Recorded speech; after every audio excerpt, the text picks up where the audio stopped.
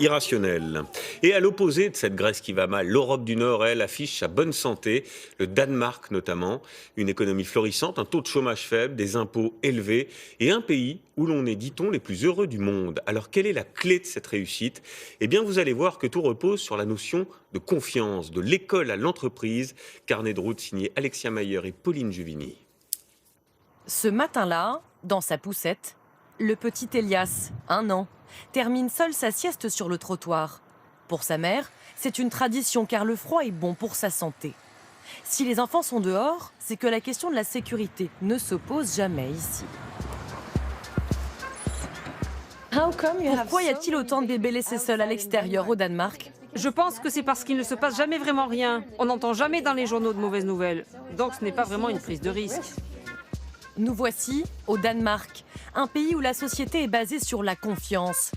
À l'opéra, 1300 personnes laissent tous les soirs leur manteau sans surveillance, car ici 8 personnes sur 10 ont confiance en leur prochain. C'est 4 fois plus qu'en France. Ah là, il y a aussi encore un bébé qui dort. Qui dort pas d'ailleurs. Et là, a priori, la maman, elle doit être à l'intérieur. Et là, par exemple, a priori, elle est là. Elle les surveille, oui. Malin Ridal est une auteure danoise. Pour elle, cette confiance fait partie de l'ADN de son pays. Pour nous, ça nous semblait tellement naturel d'accorder la confiance aux autres et aussi, nous, se comporter comme quelqu'un à qui on peut faire confiance. C'est une manière beaucoup plus positive et il y a une sérénité quand même de la manière d'aborder la vie quand on fait confiance aux autres. Et cette sérénité se constate aussi dans les rues piétonnes de la capitale danoise. Ici, la plupart des enseignes exposent une partie de leurs marchandises à l'extérieur, sans surveillance, sans antivol. Là, c'est 400 couronnes, 450 couronnes. Ça fait combien en euros? Ça fait à peu près 60-65 couronnes. Il y a 600 euros de ce côté-là. Pareil ici, donc il y a 1200 euros de marchandises et pourtant c'est à l'extérieur. Oui, mais à la fois, il y a la base de confiance, mais personne surveille, mais tout le monde surveille. Je pense qu'il va y avoir une réaction de passants. Si là, je prends un manteau et que je pars en courant, les passants réagissent. On va pas faire le test. Non. Pourquoi une telle confiance?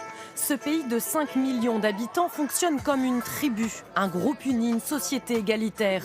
Pour en savoir plus, nous avons posé la question à Morten Frederiksen, sociologue et spécialiste de la question. Ce qui est caractéristique du Danemark, c'est que nous sommes un pays homogène à plusieurs titres. Le pays est culturellement homogène, les inégalités salariales sont réduites aussi.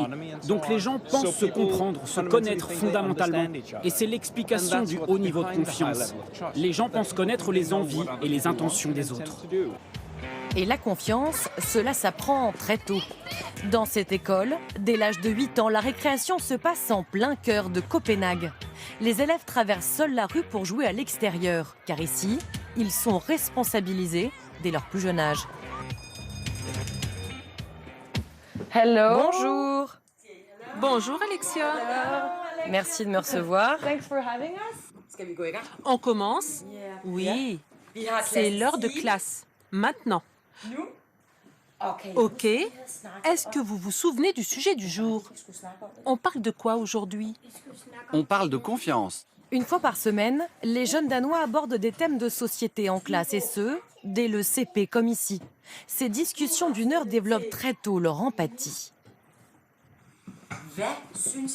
Ça fait quoi d'avoir confiance? Et en qui on a confiance? Escar? On doit faire confiance à tout le monde. Tu trouves tout simplement que l'on doit faire confiance à tout le monde. Tu as un exemple? C'est beau ce que tu dis. On ne doit pas simplement penser qu'à soi, il faut aussi penser aux autres. Il faut être gentil avec les autres et se mettre à leur place. Résultat, la confiance est profondément intégrée à toute la société. Le Danemark est le pays le moins corrompu au monde. 8 personnes sur 10 ont donc confiance en leurs institutions.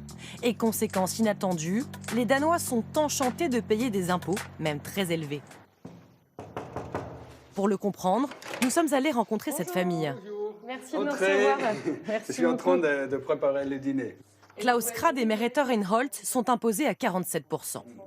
Ils vont servir à ce qu'on a des bonnes écoles. C'est gratuit aller chez le médecin, on ne paye rien. C'est gratuit à l'hôpital, on ne paye rien. C'est tout le contrat de confiance qu'on a entre Danois et l'État et les individus, quoi.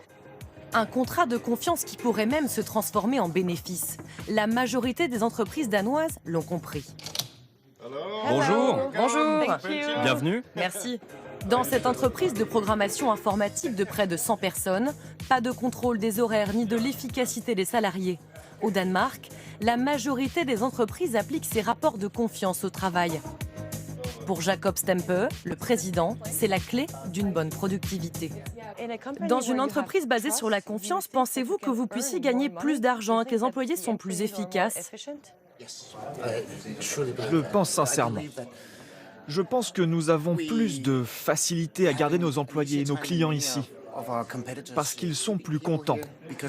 Ce qui veut dire que nous n'avons pas de fuite de talent, ce qui veut dire aussi qu'on garde nos clients plus longtemps que nos concurrents dans le monde. Entreprise, famille, école. Dans ce pays scandinave, la confiance est donc un des piliers de la société. La clé du bonheur? Peut-être bien. Selon les sondages, année après année, le Danemark est le pays où l'on est le plus heureux au monde. Et après la clé du bonheur au Danemark,